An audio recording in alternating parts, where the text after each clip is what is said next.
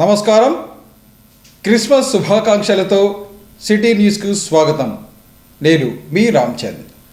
యేసుక్రీస్తు బోధనలను ప్రతి ఒక్కరూ పాటించి సమాజంలో ఇతరులకు సహాయం చేయాలని CSI church pastor reverend PA Varaprasadarao అన్నారు. ఈ మేరకు నగరంలోని సిఎస్ఐ చర్చిలో జరిగిన క్రిస్మస్ వేడుకల్లో ఆయన పాల్గొన్నారు. నగరంలోని సిఎస్ఐ చర్చిలో క్రిస్మస్ పర్వదిన వేడుకలను ఘనంగా నిర్వహించారు.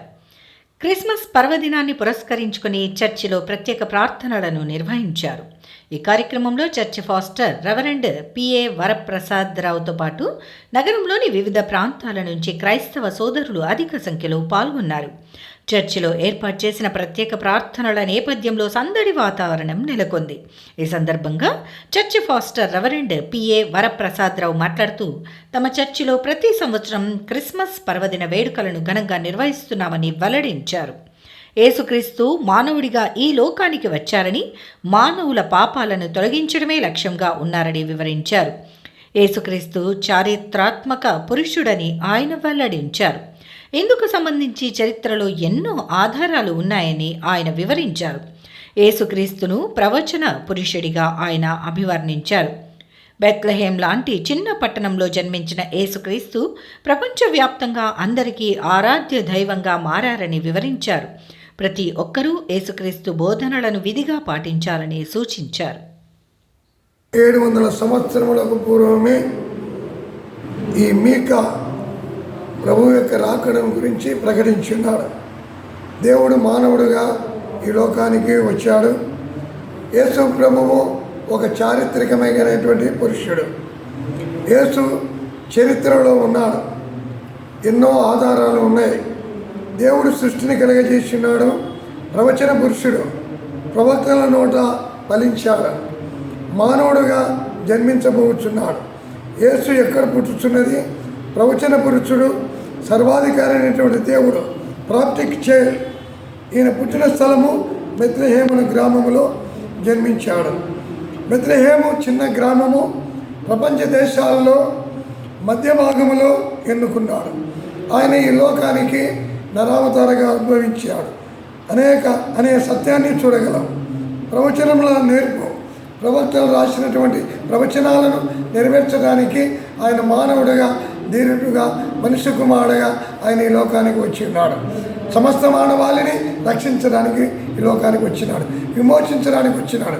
ప్రపంచ దేశాలు, రాష్ట్రాల్లో, పల్లెల్లో, పట్టణాల్లో ఈ యొక్క పర్వదినాన్ని క్రైస్తవేతరందరూ కూడా ఈ యొక్క పర్వదినాన్ని, జన్మదినాన్ని, క్రీస్తు జయంతిని జరుపుకుంటున్నారు.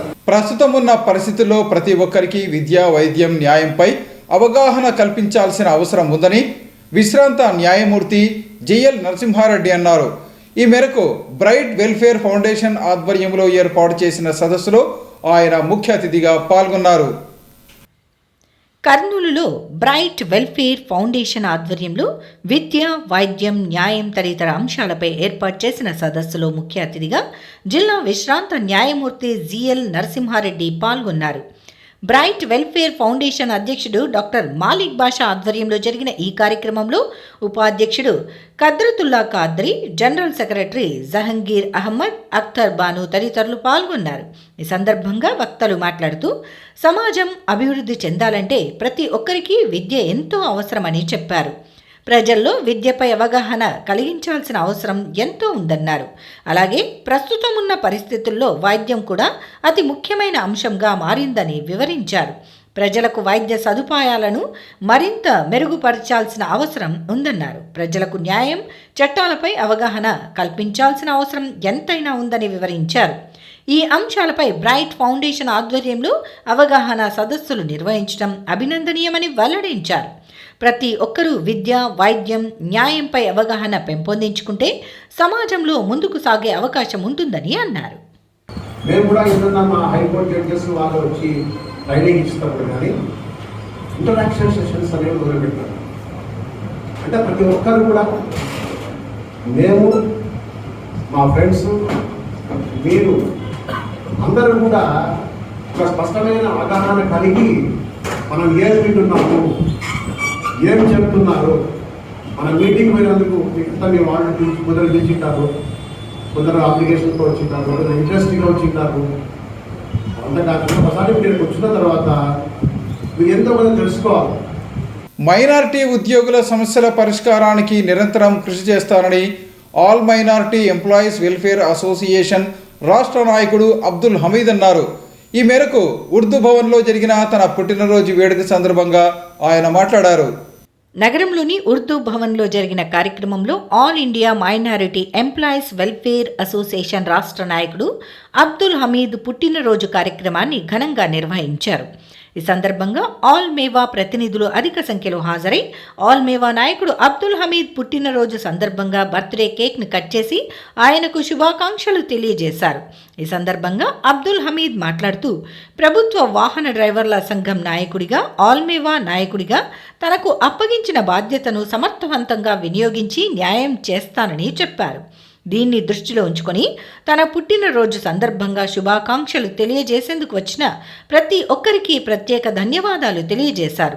భవిష్యత్తులో కూడా మైనారిటీ ఉద్యోగుల సమస్యల పరిష్కారానికి తన వంతు కృషి చేస్తానని ఆయన ఈ సందర్భంగా వెల్లడించారు. తోటి ఉద్యోగస్తులు, స్నేహితులు, శ్రేయోభిలాషులు అందరూ కలిసి ఈరోజు పుట్టినరోజు సందర్భంగా నాకు శుభాకాంక్షలు తెలిపినందుకు పేరున వాళ్ళకి అందరికీ ధన్యవాదాలు తెలుపుకుంటున్నాను. ఇంతవరకు భవిష్యత్తులో 2007 నుంచి 2024 వరకు ఎన్నో పదవులు అనుభవించి ఈరోజు మైనార్టీ జిల్లా అధ్యక్షుడిగా కర్నూలులో దాదాపుగా 10 ఏళ్ల నుంచి కొనసాగుతున్నాను. అలాగే కేంద్ర సంఘంలో ఆల్ ఇండియా సీనియర్ వైస్ ప్రెసిడెంట్గా విధులు నిర్వహించి అందరి మన్నలు పొంది ప్రతి ఒక్కరికి సాయంగా ఉండి ఆ మన్నలతోనే ఈరోజు ఈ పుట్టినరోజు అందరూ హాజరై నాకు ఈ విధంగా చేయడం చాలా గర్వపడుతున్నాను. యేసుక్రీస్తు ఆశీస్సులతో ప్రజలందరూ సుఖ సంతోషాలు, శాంతి, సౌభాగ్యాలతో జీవించాలని జీసస్ సోల్జర్స్ మినిస్ట్రీస్ వ్యవస్థాపకులు రవికుమార్ ఆకాంక్షించారు. ఈ మేరకు నగర ప్రజలందరికీ ఆయన క్రిస్మస్ శుభాకాంక్షలు తెలిపారు.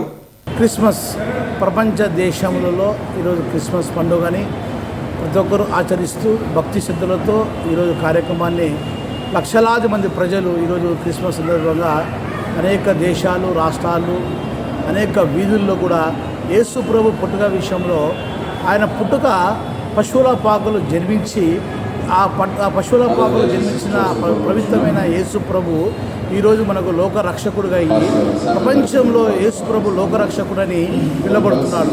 ఆయన సందర్భంగా ఆ దినమును సందర్భంగా కలగజేసుకొని ఈరోజు అనేక దేవాలయాలలో అనేక కార్యక్రమంలో పూజల కార్యక్రమంలో చేసుకుంటూ ప్రార్థనతో అనేక మంది భక్తులకు సంతోషంతో కార్యక్రమంలో ఉండాలని చెప్పి అందరూ సంతోషంగా ఉండాలని మనం ప్రార్థిస్తున్నాం. ప్రతి ఒక్కరూ మానవ బుద్ధితో కలిగి ప్రతి ఒక్కరు క్రిస్మస్ సెలబ్రేషన్లో ప్రతి ఒక్కరు సహాయపడలాగా కృపలో ఉండాలని చెప్పి ప్రతి ఒక్కరికి మేము ప్రార్థిస్తున్నాం. ఈ నెల 28వ తేదీ సంకల్బాగ్లో వెలిసిన శనీశ్వర స్వామి ఆలయంలో శని త్రయోదశి సందర్భంగా ప్రత్యేక పూజా కార్యక్రమం నిర్వహిస్తున్నట్లు గీతా ప్రచార సంఘ సేవక్ మహాబలేష్ తెలిపారు. ఈ మేరకు కార్యక్రమంలో భక్తులు అధిక సంఖ్యలో పాల్గొని స్వామివారి కృపకు పాత్రులు కావాలని ఆయన కోరారు. నగరంలో జరిగిన కార్యక్రమంలో గీతా ప్రచార సంఘ సేవక్ మహాబలేష్ మాట్లాడుతూ ఈ నెల 28వ తేదీ సంకల్బాగ్ హరిహర క్షేత్రం పక్కన కొలువైనటువంటి శ్రీ శనీశ్వర స్వామి దేవాలయంలో శని త్రయోదశిని పురస్కరించుకొని ప్రత్యేక పూజా కార్యక్రమాలను నిర్వహిస్తున్నామని తెలిపారు. ఈ నెల 28వ తేదీ ఉదయం 6:30 గంటల నుండి 9 గంటల వరకు ఈ పూజా కార్యక్రమాలు జరుగుతాయని తెలిపారు. ఈ సందర్భంగా భక్తులకు తమ స్వహస్తాలతో స్వామివారికి తైలాభిషేకం చేసే అవకాశం కల్పించబడిందని ఆయన వివరించారు. ఈ పూజా కార్యక్రమానికి సంబంధించిన పూజా సామాగ్రి అంతా దేవస్థానం కమిటీ ఆధ్వర్యంలో ఏర్పాటు చేస్తారని వివరించారు.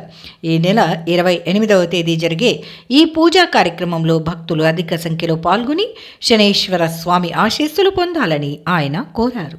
శని త్రయోదశి కార్యక్రమం పురస్కరించుకొని సంకల్పంగా ఉన్నటువంటి శనేశ్వర స్వామి దేవాలయంలో ఉదయం 6 గంటల నుంచి 9 గంటల వరకు భక్తులు తమ స్వహస్తాలతో స్వామివారికి తైలాభిషేకం చేసే అవకాశం కల్పించారు.